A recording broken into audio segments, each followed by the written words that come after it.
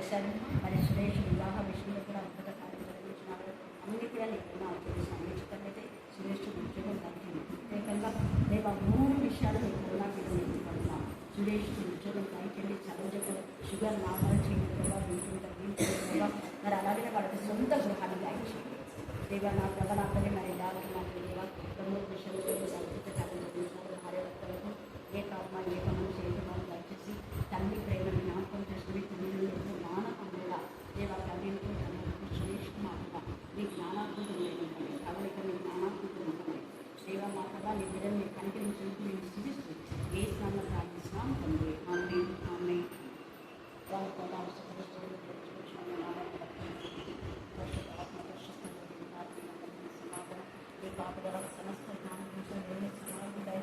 దుష్ట శక్తులు జవాబులతో వేసిన గర్దించాలి.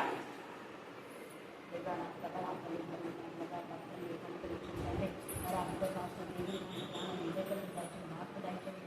8 సంవత్సరాలు బాధని తండ్రి దాన్ని ఖండించాలని అన్ని పాఠశాల ఒకరోజు మరి కాపాడేందుకు మంచి భవిష్యత్తు ఇవన్నీ లభించాలి. ఏ స్థానంలో ప్రారంభిస్తాం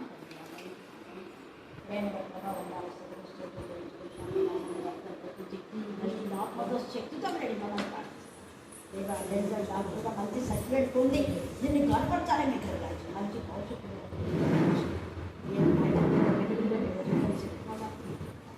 వాక్యంతో ముఖ్యంగా ఏ స్థానంలో ప్రారంభిస్తాం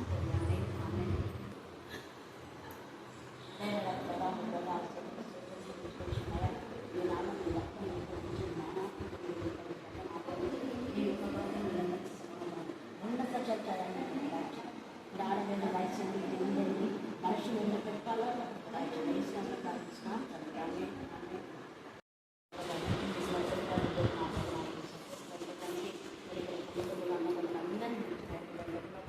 దేవ అందరు వారే నాకు చేసేదాన్ని ప్రతి ప్రార్థనకు మీరు జవాబు దాయించండి.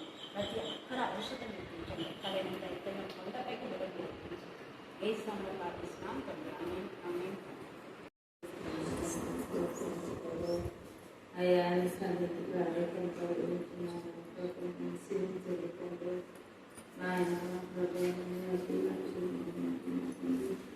మీ శరీరాలను మా దేశంలో ఆయన చేసిన ప్రతి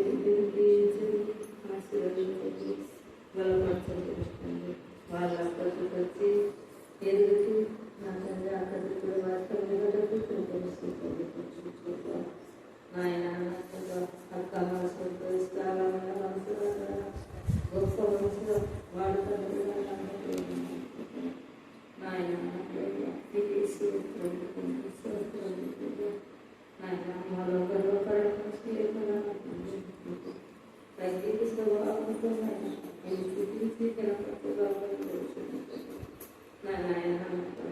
ఏంటంటే సమస్యలను జీవితంలో చిరుమతో జాగ్రత్తతో బాధలతో అటు వారంతా జీవించండి. ఆశీర్వదించండి. నాయనానికి స్వస్థించండి.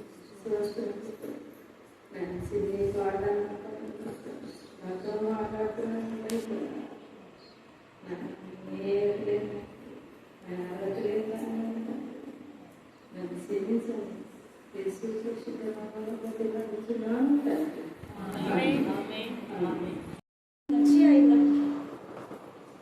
గ్రంథము 5వ అధ్యాయము 1 నుంచి 5 వచనాలు చదువుతాం. మరియు లోపటను వెలుపటను వ్రాత కలిగి 7 ముద్రలు గట్టిగా వేసియున్న ఒక గ్రంథము సింహాసనం నందు ఆసీనుడైండు వాని కుడి చేత చూచితిని. మరియు దాని ముద్రలు తీసి ఆ గ్రంథము విప్పుటకును యోగ్యుడైన వాడెవడని బలిష్ఠుడైన యొక్క దేవదూత బిగ్గరగా ప్రచురింపగా చూచితిని. అయితే పరలోకమందు గాని భూమి మీద గాని భూమి క్రింద గాని ఆ గ్రంథం విప్పుటకైనను చూచుటకైనను ఎవరికి శక్తి లేకపోయెను. ఆ గ్రంథం విప్పుటకైనను చూచుటకైనను యోగ్యుడెవడు కనబడనందున నేను బహుగా ఏడ్చుచుండగా ఆ పెద్దలలో ఒకడు ఏడవకము ఇదిగో దావీదు చిగురునైన యూదా గోత్రపు సింహము 7 ముద్రలను తీసి ఆ గ్రంథమును విప్పుటకై జయం పొందెనని నాతో చెప్పను. లేఖన భాగాన్ని దీవించి ఆశీర్వదించును గాక. Amen, amen, amen.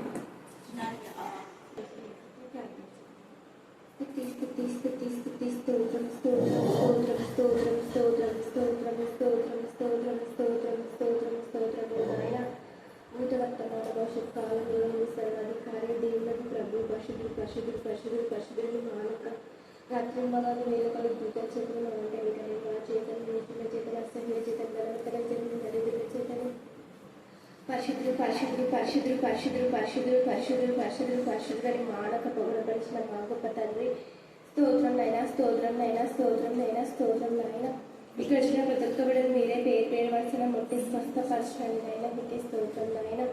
నా ప్రభు నా తండ్రి సల్లమక్కను దెబ్బరకులు నా ప్రభు వారి కుటుంబంని జ్ఞాపకం చేసుకుని నైనా.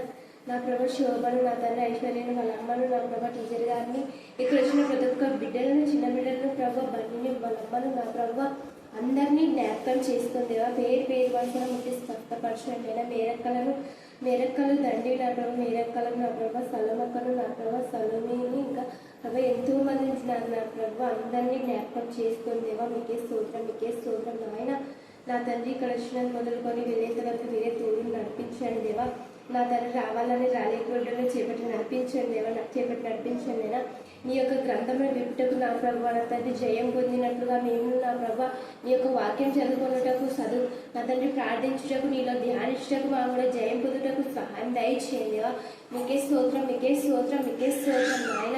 నా ప్రభు నా తండ్రి నీ వాక్యంలోను ప్రార్థనలోను నా తండ్రి ధ్యానించడంలోను పాటలలోను ప్రతి దాంట్లో మేము జయం పొందాలనైనా సైతాన్ మీద జయం పొందాలనైనా. సైతాన్ని ఎంతగానో నీ సన్నిధానంలోకి వస్తుండగానే తండ్రి నేను నీకు దగ్గర అవుతుండగా నా ప్రభా శోధిస్తూ నా ప్రభా నా తండ్రి నీకు తండ్రి నేను మాకు దూరం పెట్టాలని సైతాన్ పన్నాగంలో నా తండ్రి మీరు కాల్చి లంచి నేను మీకే స్తోత్రం నాయన. మీరు ఆటంకంగా నీ సన్నిధానంలోకి నడిపిస్తున్నందుకు మీకే స్తోత్రం నాయన. అదొక సైతాన్ శోధన నుంచి ఇరుకుల నుంచి ఇబ్బంది నుంచి విడుదలిస్తున్నందుకు మీకే స్తోత్రం నాయన.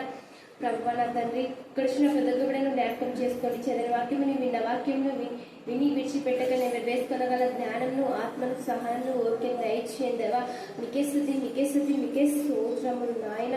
ప్రతి ఒక్క కుటుంబంలో శాంతి సమాధానమును నెమ్మది దయచేయందేవా. నిన్న వాక్యం విని విడిచిపెట్టక ఇచ్చి నెమ్మది వేసుకోవచ్చు ఇచ్చి ప్రార్థన ఆలకిస్తామని ఏ సతి పరిశుద్ధనామం అడిగి కనుక్కుంటాం మా తండ్రి. అనేది ఇప్పుడు ధ్యానం చేసి విడిచి మా అందరి చూడాలో మీరు పరిపక్షమని ప్రార్థిస్తున్నాం దేవా. మీరు సర్వశక్తిమంతుడు, సర్వోన్నతుడు, సర్వ అంతర్యామివి, సర్వ సృష్టికర్తవి, అల్ప ఉమైగా ఉన్న దేవుడు దేవా. వాక్యం అతనే చెప్పడం మొదలుపెట్టి ఆ వాక్యం అయిపోయే వరకు మీరే ఆత్మ ద్వారా మమ్మల్ని గైడ్ చేస్తున్న విధానం బట్టి నీకు తెలుస్తున్నాం. వాక్యం చెప్పేవారు ఏం కాదు కానీ ఆత్మ తానే నాతో మాతో మాట్లాడుతున్నందుకు నీకు తెలుస్తున్నాం దేవా. మీరు మాట్లాడే ఆత్మగా ఉన్నందుకు మేము స్తుతిస్తున్నాం. ఈ రాత్రి కాల సమయంలో మా ప్రభ నా తండ్రి ఆత్మలో మీరు ప్రేరేపింపచేసి మీరు ఆకర్షించినటువంటి బిడ్డలందరి బట్టి తెలుస్తున్నాం. వచ్చిన ఒక్కొక్క బిడ్డ యొక్క హస్తంలో మీ చేతులకు అప్పగిస్తున్నాం దేవా. శిల్వలో మీ కార్యం మీ ప్రశస్తమైన రక్తం ఈ బిడ్డలందరిలో మీరు ప్రోక్షించండి ఆయన. మీ నామంలో మీ రక్తంలో మీరు ముద్రించండి తండ్రి దేవా. మేము లోకంలో ఉన్నాం, లోకస్తులం కాకుండా శరీరాశ నేత్రాశ జీవం డంబం నుంచి విడిపించమని ప్రార్థిస్తున్నాం. పాపపు కుయుక్తుల నుంచి విడిపించమని ప్రార్థిస్తున్నాం దేవా. శోధన సహించి జయించు నరుడు ధన్యుడని మీరు సెలవిచ్చారు. ప్రతి బిడ్డకు ఏదో ఒక విధానంలో వచ్చినటువంటి శోధన పైన జయ జీవితం మీరు దాచమని ప్రార్థిస్తున్నాం. అందుకు కావాల్సిన శక్తి మీరే మాకు ఇస్తారు ప్రభా. ఎందుకంటే లోకంను జయించిన విజయమే మన విశ్వాసం అని మీరు సెలవిచ్చారు దేవా. మీకే స్తోత్రం. విశ్వాసంతో మమ్మల్ని నింపండి దేవా. విశ్వాసం కేవలం మతని వాక్యం ఎంత ఎక్కువగా చదివి వింటారో దాని ద్వారానే మా విశ్వాసం బలపడుతుందని తెలుసుకొని ఏ బిడ్డ అయితే నా ప్రభా బలహీన పరిస్థితిలో ఉందో చావనై ఉన్న వాటిని జీవింపచేసే జ్ఞానం కలగచ్చమని ప్రార్థిస్తున్నాం.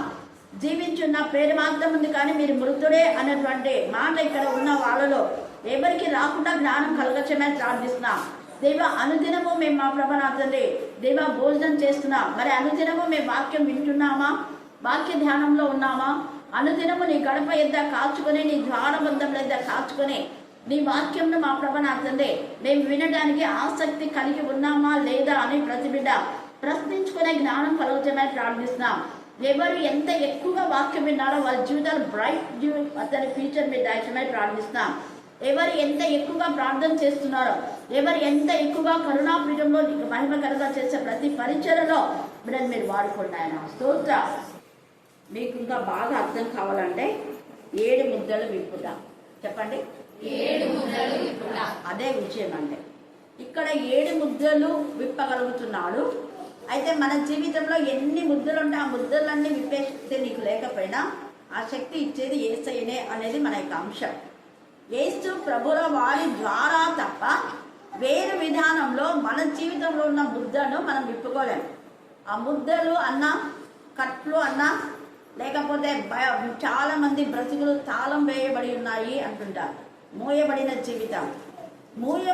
జీవితాలు దేవుడు తెరిచే దేవుడుగా ఉంటున్నాడు. మనం వేటిని మూత వేసుకోవాలి, వేటిని మూత వేయకూడదు అని కూడా మనం తెలుసుకోవాలి. ఏవి ముద్రించాలి, ఏవి ముద్రించకూడదు అని కూడా దేవుడు అక్కడ తెలియచేసే ఇక్కడ యోహానుతో మాట్లాడతాడు అనమాట. ఇవి అన్ని కూడా ముద్రించండి అని అప్పుడు జగత్తు పునాది వేయబడక ముందే ఆ గ్రంథాన్ని ముద్రించి పెట్టారు. ఇంకా కొన్ని విషయాల్లో దానికి ముద్ర వేయొద్దు అంటాడు. తండ్రి అయిన దేవుడు యోహానుతో మాట్లాడుతూ వీటికి ముద్రలు వేయొద్దు అంటాడు. కొన్నిటికి ముద్ర వేయి అంటాడు. అవి చివర్ణ విప్పాలి అంటాడు. ఇక్కడైతే ఇప్పుడు ఈ యొక్క గ్రంథము జగత్తి పునాది వేయబడక ముందే తండ్రి అయిన దేవుడి యొక్క చేతిలో ఉందట. ఎవరి చేతిలో ఉంది చెప్పండి? గట్టి చెప్పాలా? మళ్ళీ చెప్పాలి. తండ్రి అయిన దేవుని చేతిలో ఉన్నటువంటి ఈ చిన్న యొక్క పుస్తకము ఎవరికి అది కనపడాలి. అందుకే ఎవరికి ఆ పుస్తకం ఉన్నట్టు కూడా ఎవరికి తెలియదు. కానీ ఎప్పుడైతే తెలిసింది అంటే యోహాను ఎప్పుడైతే పైకి వెళ్ళాడో అప్పుడు మాత్రమే దాన్ని, అందుకనే ఇక్కడ కింద చెప్తున్నాడు చూడండి, ఎంత చక్కగా ఆ యొక్క గ్రంథాన్ని ఎవ్వరు కూడా 4వ వచనం చదివితే మనకు క్లారిటీగా అక్కడ అర్థమవుతుంది. చదవండి. ఆ గ్రంథము విప్పుటకైనను చూచుటకైనను యోగ్యుడైన వాడును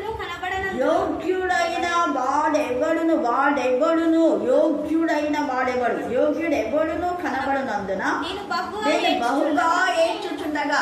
ఎంత గొప్ప ధన్యత తండ్రి అయిన దేవుడు యోహానుకి ఇచ్చాడు. కారణం ఏంటంటే యోహాను యొక్క సమర్పణ. యేసు ప్రభుల వారు చనిపోయేటప్పుడు ఆయన యొక్క శిలువ దగ్గర యోహాను తప్ప ఇవ్వలేదు. కష్టంలో, దేవుని పిల్లలకు కష్టంలో ఎవరు సహకరిస్తారో వాళ్ళకి ఇలాంటి కృప దేవుడు ఇస్తారు. మనం సహకరిస్తున్నామా? సహకరించకపోయినా పర్వాలేదు, నా బాధంతా ఒకటే, మీరు రోజు వాక్యం వినాలని. కానీ ఎంతమంది రోజు వస్తున్నారు? ఆత్మ పరిశీలన చేసుకోవాలి. ఎవరు ఎక్కువ వాక్యం వింటే వారికి ఎక్కువ బ్లెస్సింగ్స్ ఉంటాయి. యోహాను యేసు ప్రభుని అంటి పెట్టుకున్నాడు కాబట్టి ఇంత గొప్ప ధన్యత తండ్రి అయిన దేవుడు యోహానికి ఇస్తున్నాడు. యోహాను పైకి ఎక్కి రమ్మన్నాడు. పేతురు అనలేదు. పేతురు చనిపోయిన తర్వాతనే వెళ్ళాడు. కానీ యోహాను బ్రతికి ఉండగానే హల్లెలూయా హల్లెలూయా కారణం యేసయ్య మరణం వరకు అంటు పెట్టుకుని ఉన్నటువంటి శిష్యుడు, నిజమైన శిష్యుడు. దీని ద్వారా మనం తెలుసుకోవాల్సింది ఏంటంటే మన మరణం వరకు వాక్యం వినడం, వాక్యం చదవడం, వాక్యం ధ్యానించడం, వాక్యం అర్థం చేసుకుని గ్రహించి వాక్యానుసారంగా నడిచి ప్రకటించడం, ఇది ఎవరైతే చేస్తారో వాళ్ళ జీవితాల్లో ఖచ్చితంగా దేవుని ఆత్మ ప్రత్యక్షతలు ఉంటాయి. మనం ఇక్కడ తండ్రి అయిన దేవుని యొక్క స్వరూప దర్శనం చూస్తాం, అక్కడ కూడా చూస్తాం. ఇక్కడ చూశాడు. ఇక్కడ యోహాను చూసి పరంలోకి వెళ్ళిపోయాడు. ముందే యేసు యొక్క సింహాసనం యొక్క దర్శనాన్ని, ఆయన స్వరూపాన్ని చూశాడు. అది చూసిన తర్వాతనే ఆయన పైకి కొనుక్కోబడ్డాడు. చూడండి ఎంత గొప్ప ధన్యత యోహానుకు. ఈ యొక్క నిజంగా అంటే ఎంతో మంది ఆ యొక్క 24 పెద్దలు అన్నారు. వాళ్ళు తండ్రి అయిన దేవుడు ఏర్పాటు చేసుకున్న పెద్దలు. ఆ తర్వాత అబ్రహాం, ఇస్సాకు, యాకోబు ఉన్నారు, మోషే ఉన్నాడు, నోవహు ఉన్నాడు. వీళ్ళందరూ ఎంతో మంది ఉన్నారు. ఏలియా, ఎలీషా ప్రవక్తలు చాలా మంది ఉన్నారు. దావీదు, వీళ్ళందరూ ఉన్నారు. కానీ ఎవ్వరూ ఆ గ్రంథాన్ని చూచుటకు యోగ్యుడు కాదంట. చూడడానికే లేదంట వాళ్ళకి అవకాశం. ఇప్పుడు వచ్చింది యోహాను. ఎంత గొప్పదనేది. యోహాను ఆ గ్రంథం చూసినప్పుడు మిగతా పెద్దలు కూడా, అక్కడున్న పెద్దలకు ఒకవేళ వాళ్ళు చూసి ఉండవచ్చేమో, కానీ వాళ్ళైతే వివరిస్తుంది కదా, ఎవరు దాన్ని విప్పలేరు అంటున్నాడు. అందుకనే అన్నాడు కదా, మనం సింహాసనం గురించి చూసాం. అందుకే పదే పదే మీరు సింహాసనం గురించి ఇంకా క్లారిటీగా తెలుసుకోవాలంటే యెహెజ్కేలు 1వ అధ్యాయం 10వ అధ్యాయము ఖచ్చితంగా చదవండి. మీరు మనకి ఇక్కడ చదువురానులకు వర్ణించమంటే టైం లేదు. అలాగే యెషయా 6వ అధ్యాయం చదువురాని వాళ్ళంతా చదివించుకోండి. అక్కడ ఎంత తేటగా దేవుడి సింహాసనం ఉందో మనకు అర్థమైపోతుంది. ఆ యొక్క సింహాసనం పైన కూర్చున్నటువంటి ఆయన యొక్క చేతిలో, కుడి చేతిలో ఈ గ్రంథం ఉంది. ఆ గ్రంథము లోపట వెలుపట వ్రాయబడింది. ఆ గ్రంథం ముద్ర వేయబడింది. ఆ ముద్ర వేయబడినటువంటి ఆ గ్రంథాన్ని విప్పడానికి ఎవ్వరికీ శక్తి లేదు. అయితే అప్పుడు ఏడుస్తూ ఉన్నాడు. ఈ రాత్రి కాల సమయమందు నీ బ్రతుకులో విప్పబడే జీవితం, తెరవబడే జీవితం. ఒకవేళ నువ్వు దేంట్లో బాధతో మరి కుంగిపోయినవా, అది అనారోగ్యం కానివ్వండి, లేకపోతే బలహీనత కానివ్వండి, లేకపోతే శోధన కానివ్వండి, పాపంను జయించే విషయంలో కానివ్వండి, దేనిలోనైనా నీ శక్తి చాలలేదేమో. ఇతరులతో వాదించే విషయంలో ఇతరుల మరి చాలా మంది మన ఇంట్లో కూడా మనల్ని ఎంతగానో టార్చర్ చేస్తూ ఉంటారు.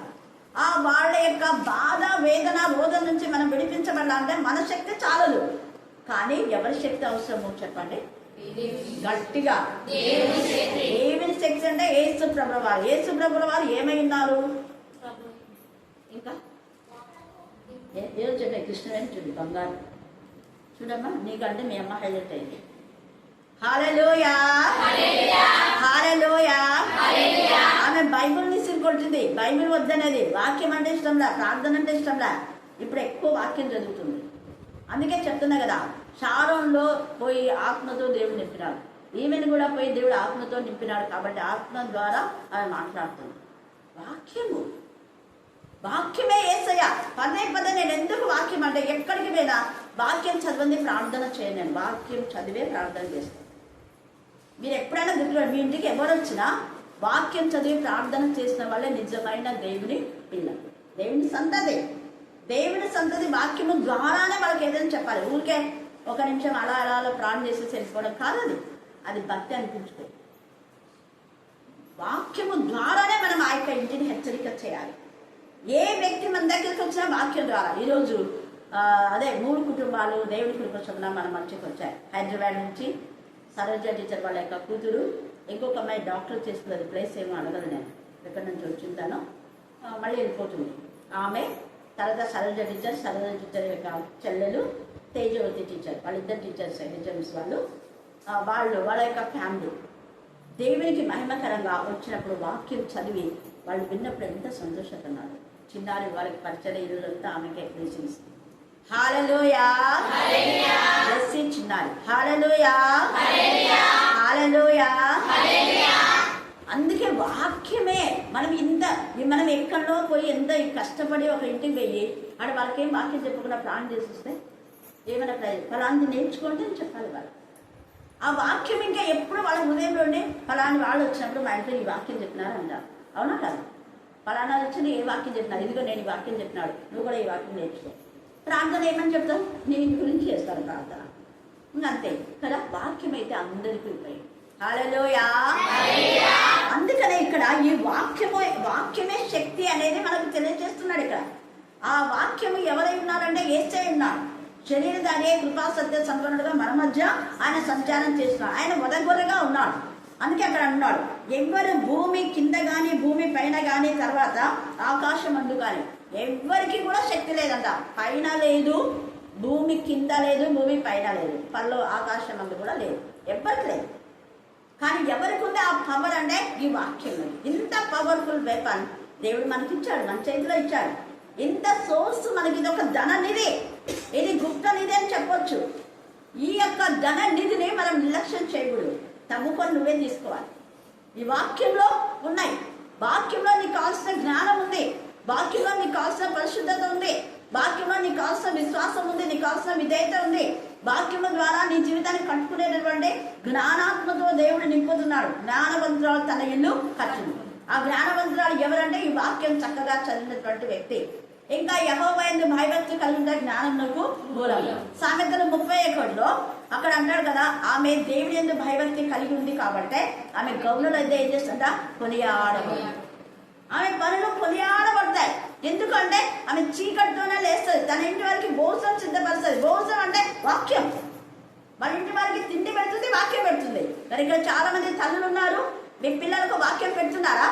మీ పిల్లల్ని గద్దిస్తున్నారా? ప్రార్థనకు వెళ్ళండి అని అస్సలు గద్దించారు. ఏం పిల్లలు బాగుందంటే నిద్ర వినాలి, బాగా నిద్ర ఉండి అని చెప్తుంటారు అన్నమాట. అప్పుడు సైతాన్ కూడా ఏమంటుంది, శోధిస్తాడు. శోధనలో కూడా దేవుడు ఏం చేస్తాడు, నిద్రమా నువ్వు అంటాడు.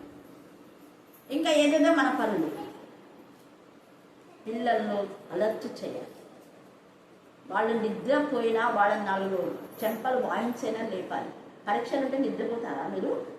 లేదు కదా. చూడండి, ఆ జ్ఞానం మనకు కావాలి. ఇక్కడైతే ఆ స్త్రీ సామెతలు 31 వేకువనే తెచ్చి తన ఇంటి వారికి ఏం చేస్తున్నామే, భోజనం. ఆ భోజనము, ఈ వాక్యము, శారీరకమైన ఆహారం రెండు ఆమె ఇస్తా ఉంది. అందుకనే ఆమె పిల్లలు లేచి ఆమె ధన్యురాలు అంటున్నారు. ఆమె పనులు కూడా గౌరవంగా కొనియాడబడుతున్నాయి. ఆమె తాను కూడబెట్టిన ధనంతో ఒక ద్రాక్షతో తీసుకుంటుంది. దాని అర్థం ఏంటంటే పొదుపు చేసే జ్ఞానం దేవుడు ఆమెకి ఇచ్చాడు. ఆమె చాలా మంది పేదవారికి హెల్ప్ చేస్తుంది, ఒకరిని లాక్కోవడం లేదు. ఈ వాక్యం అనే జ్ఞానం ఉండేవాళ్ళు ఇతరులకు సహాయం చేసే శక్తిని దేవుడిస్తాడు. శక్తి అనే మాట మనం చూస్తే ఎవరికి శక్తి లేకపోయింది, యేసయ్యకు శక్తి ఉంది. ఆయన రక్తం మనకిచ్చాడు, ఆయన శరీరాన్ని మన కోసమే నలుగొట్టుకున్నాడు. దేవుడి పిల్లలు కూడా ఆ శక్తిని ఇస్తారు. మనం ఈ లోకంలో ఉన్నాం కాబట్టి శారీరకంగా నలుగుట్టబడే జీవితాన్ని, శారీరకంగా ఎన్ని అవమానాలు ఎన్ని నిందలు వచ్చినా కూడా ఓర్చుకునే శక్తిని దేవుడు ఇస్తాడు. అపవాదు జయించే శక్తిని దేవుడు మనకిస్తాడు. అపవాదుని ఎదురాడే శక్తిని దేవుడు మనకిస్తాడు. పాపమును జయించే శక్తిని దేవుడు మనకిస్తాడు. అప్పుడు ఆర్థిక సమస్యలు జయించే శక్తిని దేవుడు మనకిస్తాడు. అనారోగ్యం ఓవర్కమ్ చేసే శక్తిని దేవుడు మనకిస్తాడు. అనారోగ్యం ఉన్నా కూడా అది అనారోగ్యంగా లేకుండా మనకు ఆ అనారోగ్యంలోనే మనం చేసే పనులు చేసుకునే శక్తిని దేవుడు ఇస్తాడు. ఎంత గొప్ప కృప! అలాగనే నీకు వచ్చిన ఆ కూలితో నీ కుటుంబాన్ని అంతా నడిపే శక్తిని దేవుడు నీకు ఇస్తాడు. నీ కుటుంబాన్ని ఏ విధానంలో ఆత్మీయంగా నడపాలని కావాల్సిన శక్తి దేవుడు నీకు ఇస్తాడు. ఎప్పుడు? అనుదినము ఆయన గడపనందా చేరి, ఆయన ద్వార బంధం ఎంత చేరి ఆయన ఉపదేశం వినేవాడు. లోకానుసారం కాదు. దేవుడు అక్కడంతా గ్రంథంలో దేవుడు లిఖించి ఉంటాడు. నువ్వు ఎంత టైం వేస్ట్ చేస్తున్నావు. చాలా మంది టైం లేదంటుంటారు. అయితే నువ్వు ఎంత టైం అనవసరంగా మాట్లాడినావు, ఎంత టైం వృధా చేసావన్నీ అక్కడ లెక్కల్లో అవుతారు. చూస్తారా? తేలిపోయే జీవితం వారు ఇంత టైం వేస్ట్ చేసి నా సన్నిధికి రావడానికి నీకు టైం లేదా? వాక్యం చదవడానికి టైం లేదా? ఈరోజు ఈ ఊపిరి ఉందంటే దేవుడికి కృప. యాక్చువల్గా నేనేం చెప్పానంటే చాలా టైర్డ్ అయిపోయినా చిన్నారు చేసి మీరంతా అందరితో పాట పాడించి ప్రార్థన చేయించి కరెక్ట్గా 8కి నేను వచ్చి వాక్యం తీసుకుంటాను. కానీ వీళ్ళు ఒక 5 నిమిషాలు లేట్ చేసేసరికి ఉండబుద్ధి కాదు నాకు. 5 నిమిషాల్లో వెంటనే వచ్చి కూర్చున్నవాడు షాక్ అయిపోతున్నారు. ఎందుకు నేను ఈ మాట చెప్తున్నా? దేవుని ఆత్మ కలిగిన వాళ్ళు ఊరుకోలేదు, ఊరుకుండనివ్వరు కూడా. దేవుడు ప్రార్థన అంటే అంత భయం అంత భక్తి ఉంటేనే మనం దేవునికి మహిమకరంగా జీవిస్తాం, పరిశుద్ధంగా జీవిస్తాం, సాతాను పైన విజయాన్ని పొందుకున్నాం.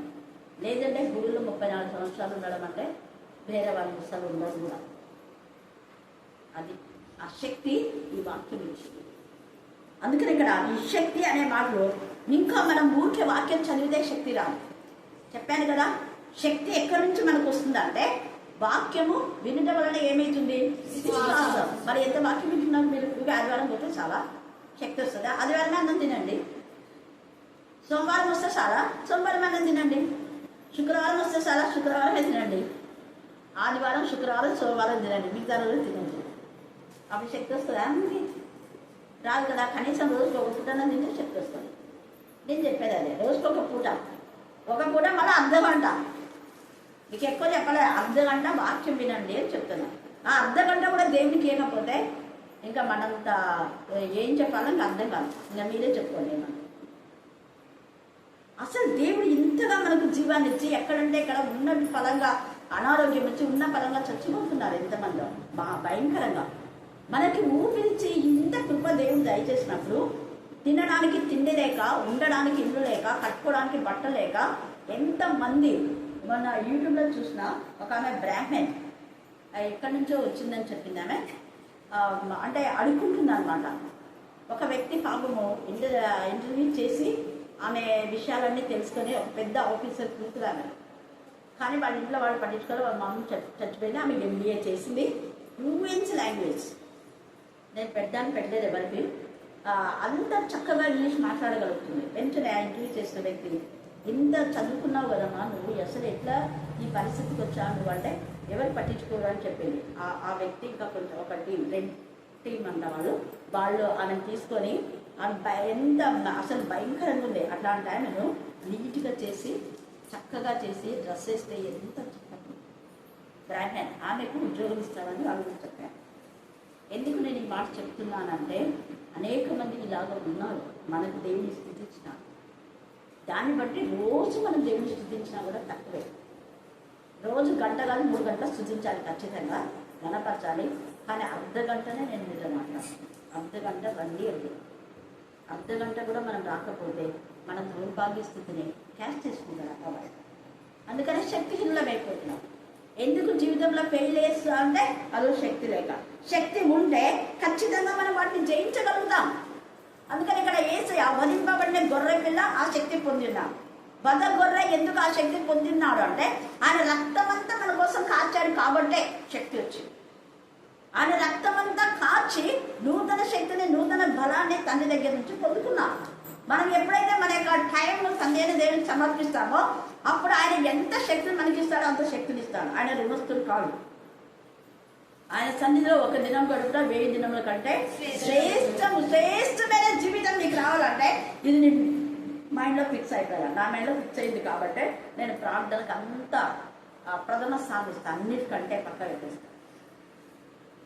ప్రతి దానికంటే కూడా ఫస్ట్ ప్రయారిటీ దేవుడికి ఇస్తే అప్పుడు నీ జీవితంలో ఏవైతే నీకు శక్తి ప్రతి దాన్ని జయించడానికి శక్తి లేదని నువ్వు అనుకుంటున్నావో ఆ శక్తిని తండ్రి అయిన దేవుడు ఇస్తాడు. తర్వాత ఆ శక్తి ఆయనకి ఎక్కడి నుంచి వచ్చిందంటే యేసయ్య జననంను కూడా మనం గుర్తు చేసుకోవాలి. అందుకే దావీదు చిగురు అంటున్నాడు. ఇక్కడ చిగురు అనే మాటలో కింద అయితే వేరు అని చెప్తున్నాడు. ఆ వేరు ఎవరంటే యేసయ్యనే. యేసయ్య ద్వారానే క్రీస్తు వంశావళిలో వాళ్ళందరూ చేర్చబడ్డారు. ఎవరు? అబ్రహాం, ఇస్సాకు, యాకోబు. యేసు ప్రభు వంశావళిలో వాళ్ళు చేర్చబడ్డారు. ఆ తర్వాత తామారుని బట్టి చూడండి, వీళ్ళంతా చిగురు. తామారు తన యొక్క 3 బార్ల జీవితం చిగురింప చేశాడు. రూతు 3 బార్ల జీవితం చిగురింప చేశాడు దేవుడు. రాహాబు జీవితంలో దేవుడు చిగురింప చేశాడు. ఒక వేశ్యగా ఉన్న రాహాబు జీవితం, ఆమె పాపం జయించే శక్తి ఆమెకు లేదు. కానీ ఆమె వేగుల వారి ద్వారా ఇశ్రాయేల్ అనేక మంది అక్కడికి వస్తున్నారు. ఆమె పూట అంటే వంట కూడా ఇచ్చేదన్నమాట. వేశ్య ఇన్ ద సేమ్ వే వాళ్లకు వంటలు చేసి వడ్డించే ఆ 2 విధానాల్లో రాహబు ఉంది. అయితే ఆమె దగ్గరికి భోజనం తినడానికి వచ్చిన వాళ్ళు, కొంతమంది వేశ్యావృత్తి కోసం వచ్చిన వాళ్ళు దేవుడి గురించి చెప్పడం ద్వారా వాక్యం విని శక్తి పొందుకొని పాపాన్ని అసహించుకుంది, చెడుతనాన్ని విసర్జించింది. భయంకరమైన వేష పరిశుద్ధంగా మార్చబడింది. ఆమె వేరు పరిశుద్ధంగా చేశాడు దేవుడు. పరిశుద్ధమైన చిగురు యేసయ్య ఆమెకు వేరై జగత్తు పునాది వేయబడకముందే రాహబు దేవుడు ఏర్పాటు చేసుకున్నాడు. నిన్ను నన్ను కూడా జగత్తు పునాది వేయబడకముందే ఏర్పాటు చేసుకున్నాడు. ఆ విషయం గ్రహిస్తే రోజు ఎంత టైం అయినా దేవుడికి స్పెండ్ చేయాలనిపిస్తుంది. అందుకనే ఇక్కడ మనం ఆ యొక్క పరిశుద్ధమైనటువంటి దావీదు చిగురు అంటే దావీదుకు ముందు చిగురించిన వాళ్ళు ఈ యొక్క రాహబు, తామారు, తర్వాత మనం చూస్తే రూతు, ఆ తర్వాత బర్షబా జీవితం కూడా భయానకం అసలు చెప్పాలనుకుంటే. అక్కడ దావీదు తప్పు చేశాడు. చాలా మంది తప్పు చేస్తే ఏం పర్వాలేదు అనుకుంటున్నాడు. దావీదు పశ్చాత్తాపడినా కూడా పాప శిక్ష భయంకరంగా వచ్చింది. పశ్చాత్తాపడినాడు, పాపాన్ని ఒప్పుకున్నాడు. ఒప్పుకొని పశ్చాత్తాపడి ఇక మీద పాపం చేయకపోయినా కూడా ఆ పాప శిక్షను భరిస్తే, పాపం ఒప్పుకోకుండా, పాపం విడిచిపెట్టకుండా, పాపాన్ని కప్పుకుంటే ఇంకెంత శిక్ష ఉండదో మనం ఒకసారి టాలీ చేస్తాం. దావీదు ఒప్పుకున్న పాపానికి ఒప్పుకున్నాడు కదా, పశ్చాత్తాపడినాడు కదా అని చెప్పలేదు దేవుడు. న్యాయకర్త అయిన దేవుడు కదా. అందుకని బర్షబాకు పుట్టినటువంటి ఆ యొక్క కొడుకు చచ్చిపోయాడు. మొదటి ప్రథమ సంతతి చచ్చిపోయాడు. ఎవరికైనా అబార్షన్ అయింది అంటే మీ పాప శిక్షనే. అది నేను కాదు చెప్పేది, వాక్యం చెప్తుంది. నేను చెప్పడం కాదు, వాక్యం చెప్తుంది. ఆ లోపాన్ని తండ్రి అనే దేవుని దగ్గర మనం ఒప్పుకొని సరిదిద్దుకోవాలి. ఆయన గర్భాన్ని తెరిచే దేవుడు. గర్భఫలకి యెహోవా ఇచ్చిన బహుమానం. ఆయన ఇచ్చే బహుమానాన్ని ఆయన అనవసరంగా తీసుకోడు. నీ పాపమే నిన్ను పట్టుకొని అలా చేస్తూ, పాపం వల్ల వచ్చు జీతము మరణం. అందుకే పుట్టిన కుమారుడు ఏమైపోయాడు? మరణించాడు. తర్వాత రెండవది, తనకిష్టమైనటువంటి కుమార్తె తామారు జీవితం అంతా ఆమె ఎలాగా? ఎడారి జీవితం, విధవరాలి జీవితం, కన్యకగానే ఉండిపోయింది. భయంకరంగా ఈయన రహస్యంగా ఈయన చేస్తే వాడిని వంచి సొంతం నిజంగా ఎంత ఇదిగా అన్న అయినప్పటికీ కూడా దేవునికి విరోధంగా పాపం చేశాడు. భరించరాని ఘోరం. తర్వాత దేవుడు అంటాడు కదా 3 సార్లు చూడండి, ఒకటి కొడుకు చనిపోతాడు, రెండవది కూతురు జీవితం అన్యాయంగా అధ్వానంగా అయిపోతుంది. దావీదు చేసిన పాపానికి, దావీదు చేసిన తప్పుకు అంటాడు అక్కడ, నీవైతే చీకటిలో ఎవరికి తెలియకుండా సీక్రెట్ గా బస్తేవాతో పాపం చేశావు, కానీ నీకున్న భార్యలందరూ. ఎంత బాధ! ఒక్క స్త్రీతో నువ్వు పాపం చేశావు, ఒక్క స్త్రీ నువ్వు బాధ పెట్టావు, కానీ నీ ఇంట్లో ఉన్న ఆడవాళ్ళందరికీ బాధ వచ్చేస్తుంది. నీ ఇంట్లో ఉన్న ఆడవాళ్ళందరినీ పగలు అందరు చూస్తూ ఉంటే వాళ్ళని పాడు చేస్తారు. ఎంత బాధ! గుండె కోత. ఏంటి దేవా, నేను ఒప్పుకున్నాను కదా, విడిచిపెట్టినాను కదా, నేను ఇప్పుడు పరిశుద్ధంగా ఉన్నాను కదా, నేను న్యాయకర్తను కదా. అంటే పాపము ఎంత భయంకరమైందో మానవునికి తెలియచేయాలంటే దేవుడు అలా చేయాల్సిందే. యాక్చువల్గా వాళ్ళు ఏం నేరం చేయలేదు భార్యలు కదా, దావీదు చేసిన పాపానికే అక్కడ. నీ భార్యలందరినీ కూడా పగటి మీదనే వాళ్ళు పాడు చేస్తారు. నువ్వు రహస్యంగా చేశావు, అందరు చూస్తుండగా. ఎంత బాధ! అది చదివేటప్పుడు గుండె పగిలిపోయింది. కొన్నిసార్లు మనం చేయని నేరానికి మనం అనుభవించవలసి వస్తుంది. కారణం ఏంటంటే ఎవరో మన పూర్వీకులు ఎవరైనా చేసి ఉంటారు. అది కూడా కొన్నిసార్లు కుటుంబం పైన పడుతుంది. పూర్వీకులు చేసిన పాపానికి కూడా వీళ్ళపైన శాపంగా మారుతుంది. అలాగే మనం శపితమైన వాళ్ళగా ఉండకూడదు, కానీ ఆశీర్వదించబడిన వాళ్ళ. రాహబు ఆశీర్వదించబడి శాపంలో ఉన్నటువంటి తన కుటుంబానంతా కూడా దేవుని కృప చొప్పున నిజంగా పరిశుద్ధమైన వేరు. దావీదు చిగురు, పరిశుద్ధమైన దావీదు చిగురు యేసయ్యనే. క్రీస్తు వంశావళిలోకి ఆయన వచ్చింది కాబట్టి తన ఇంటి వారందరూ కూడా క్రీస్తు వంశావళిలో చేర్చబడినారు. హల్లెలూయా, హల్లెలూయా, హల్లెలూయా. ఇశ్రాయేలును దేవుడు ప్రత్యేకించి ప్రతిష్ఠించిన జనాంగం, దేవునికి ఇష్టమైన ఆ జనాంగంలో, శ్రేష్టమైన జనాంగంలో రాహబు కుటుంబం చేర్చబడింది. కాబట్టి రాత్రి కాల సమయమందు శక్తిహీనులమైన మనల్ని శక్తివంతులుగా చేసేది ఈ వాక్యమే. ఈ వాక్యము ద్వారా మనం ప్రతి పాపం పైన విజయాన్ని పొందుతాం. ముఖ్యంగా మనకు అక్కడైతే ఈ గ్రంథాన్ని గురించి ఆయన ఏడుస్తున్నాడు. నన్ను ఏడుస్తున్నావా? నీ ఇంట్లో నీ పిల్లలు వాక్యం చదవడం లేదని, నీ ఇంట్లో దేవుని సన్నిధికి రావడం లేదని ఏడుస్తున్నావా? ఏడ్చి ప్రాణం చేస్తున్నావా? ఎవరు ఇక్కడ ఏడ్చినట్టుగా లేరు. నన్ను అడిగితే ఎవరో కొందరు ఉన్నారు. నీ పిల్లలు దేవుని సన్నిధికి రావడం లేదని ఏడుస్తున్నావా? పిల్లల పేరైతే ఏడుస్తావు, పిల్లలకి ఏమైనా బాగా లేకుండా ఏడుస్తావు, రోగం వస్తే ఏడుస్తావు, అయ్యో నా పిల్లలేని. మరి పిల్లలు వాక్యం సరిగ్గా చదవడంలా, దేవుని సన్నిధికి రావడంలా ఏడవల్లా? యోహాను తన భార్య కోసం, తన పిల్లల కోసం, తన వాళ్ళ కోసం ఏడవట్లేదు. ఆయనకు భార్య పిల్లలు కూడా లేదు. ఇంకెవరి కోసం? రక్త సంబంధం కోసం ఏడవటం లేదు, వాక్యం కోసం ఏడుస్తున్నా. ఆ పుస్తకంలో ఏముందో తెలుసుకోవాలని ఏడుస్తున్నా. దేవుడు ఇంతగా తృప్తి పడలేదు. చూడండి, స్వరూప దర్శనం చూశాడు. అమ్మయ్య దేవా, నీ స్వరూపాన్ని చూస్తే ఇంకా చాలనైనా నేను చనిపోతే పరలోకానికి వస్తా అనుకోలేదు. పైకి ఎక్కిరమ్మన్నాడు 4వ అధ్యాయంలో. ఎంత కృప! అందరితో సంతోషపడాలి కదా, సంతోషపడలేదు. 5 అధ్యాయం చదువుతున్నాను, సంతోషపడద్దు. అర్ధగంట ప్రార్థన సంతోషపడద్దు. శీలకూటానికి వెళ్తున్నాడే చాలే అని సంతోషపడద్దు. ఎగ్జామ్లో పోతున్నా, నిద్రపోతున్నావు, ఎగ్జామ్లో పోతున్నానని చెప్పి సంతోషపడద్దు. ఇంకా వాక్యంలో మనం ఎదగాలి, ఇంకా ఇంకా తెలుసుకోవాలి, ఇంకా ఎక్కువ సమయం స్పెండ్ చేయాలి, ఇంకా ఎక్కువ వాక్యం ధ్యానించాలి. అది అక్కడ అలాగే ఎప్పుడైతే ఉంటావో అప్పుడు ఈ యొక్క యోహాను కన్నీటిని చూసిన దేవుడు ఈ రాత్రి నీ కన్నీటి కూడా తుడిచి ఏమంటున్నా, నీకు ఏడువద్దు అంటున్నాడు. నీ దుఃఖ దినములు దేవుడు సమాప్తి చేస్తున్నాడు. యెషయా 58లో దుఃఖంలో నిట్టూర్పును ఎగిరిపోవాలని రాయబడింది అక్కడ. నీ దుఃఖ దినంలో 35 కూడా, యెషయా 35 కూడా మీరు చదువుకోండి. అక్కడ కూడా నీరు కట్టిన తోటలాగా నువ్వు ఎప్పుడు కూర్చుంటూ ఊటలాగా ఉంటావు. దేవుడు నీకు సహాయకారిగా ఉంటాడు. ఆయన వెలుగు నీకు ముందు ఉంటుంది. దుర్మార్గం కట్టిన కట్లను దేవుడు ఇప్పే పడగా ఉంటున్నాడు. రాత్రి కాల సమయం ముందు నీ కన్నీటికి దేవుడు జవాబిస్తున్నాడు. నీ కన్నీరు సమాప్తమైపోయింది. కన్నీటిలో జీవితంలో సమాప్తి చేసే దేవుడు వాక్యమే. ఈ వాక్యము ద్వారానే నీ పగిలిన హృదయానికి నెమ్మది.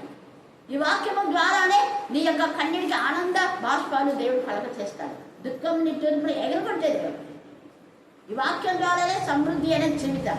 ఈ వాక్యం ద్వారా అప్పులనే బంధకాలు పోతాయి. అప్పులనే బంధకాల నుంచి విడిపించబడేది ఈ వాక్యమే. వాక్యమే శక్తి. కాబట్టి వాక్యంలో మనం చెల్లించి ఫలించి ఉనికి కలిగి జీవితం. దేవుడు ఈ లేఖను బాగానే దీవించి ఆశీర్వదించుగాక. ఆమేన్ ఆమేన్. చివరి ప్రార్థన. ఎవరైనా రాహేల్ బిడ్డే అయా పరలోక రాజ్యంలో ఉండేవాడు కానీ తండ్రి లోకానుసారంగా ఆలోచించారు నాయన. మరి నాయన పక్కనున్న దొంగ నా తండ్రి అయా నేను వేరే స్థలంలో నన్ను కూడా జ్ఞాపకం చేసుకుని వాళ్ళని తన హృదయపూర్వకంగా అడిగినందుకు నాయన. మరి నాయన ఆయన నేను ఉన్న స్థలంలోకి తీసుకెళ్ళదేమో నీ పాదములకు వందనాలు నా తండ్రి. అయా నీ సన్నిధి మొదలుపెట్టుకుంటున్నాం. జ్ఞాపకం చేసుకోండి. వాక్యానుసారంగా జీవించడానికి నేర్పిస్తున్నామని మొదలుపెట్టుకుంటున్నాం. ఉదయం అనే పలకపై వాక్యమును ముద్రించమని మొదలుపెట్టుకుంటున్నాం నాయన. కనికరం చూపించండి. నిత్యము నాన్న ఏ సమస్య వచ్చినో ఏ సంతోషం వచ్చినో ముందు ఉండగా నా తండ్రి మాకు ఏ భయం నాయన. అయ్యా ప్రతి ఒక్కరు జ్ఞాపకం చేసుకోవడం సహాయం దయచేయమని మొదలుపెట్టుకుంటున్నాం. ప్రతి ఒక్క హృదయంలో నాయన వాక్యం నాయన నేను కట్టి ఫలింపచేయమని మొదలుపెట్టుకుంటున్నాం. సాతాను అనేవాడు ఎంతగానో నాయన పోల్చి ఉంటున్నాను నా తండ్రి. అయ్యా మరి నాయన మీరు చెప్తూ వస్తున్నారు మంచి వారి స్నేహంతో మంచి వారిగా ఉంటారన్న దేవానికి స్తోత్రం. మరి నాన్న యెషయా 49:1 అధ్యాయంలో మీరు మాట్లాడుతూ వచ్చారు సేవకులను నాన్న నాలుక ఖడ్గము వంటిది అన్నారు. వాళ్ళు ఎందుకు తయారు అయ్యారు అంటే నాన్న వాక్యం వివరంగా మీరు చెప్తూ వచ్చిన దేవానికి స్తోత్రాలు చెప్తున్నాం. కనికరం చూపించండి అయ్యా. వారిని మీ ఆత్మతో నింపినందుకై అక్కడ మీ ఆత్మతో నింపినందుకు అభిషేకించుకొని ఆ వాక్యమును మీరు అందించిన దేవాని పాదములకు స్తోత్రమన్నా. ఆనాడు పేతురు నా తన వాక్యం ప్రకటించగా ఇంచుమించు 3,000 మంది బాప్తిస్తం పొందుకున్నారు నాయన. మరి ఇక్కడ ఏ బిడ్డైతే ఎదురు చూస్తున్నారో నా తల్లి జ్ఞాపకం చేసుకోనండి అయ్యా. మీ గాయపడిన ఆస్తాలకు అప్పగిస్తున్నాము నాయన. పూర్ణ హృదయంతో పూర్ణాత్మతో పూర్ణ శక్తితో అయ్యా బాప్తిసం పొందడానికి రక్షణ జీవితం పాప క్షమాపణ జీవితంలోకి రావడానికి మీ సాంతైత్యమని మొదలుపెట్టుకుంటూ మమ్మల్ని మేము తగ్గించుకుంటూ మీ నామాన్ని హెచ్చిస్తూ యేసయ్య అతి పరిశుద్ధమైన నామములో అడిగి పెట్టుకుంటున్నాం తండ్రి. ఆమేన్.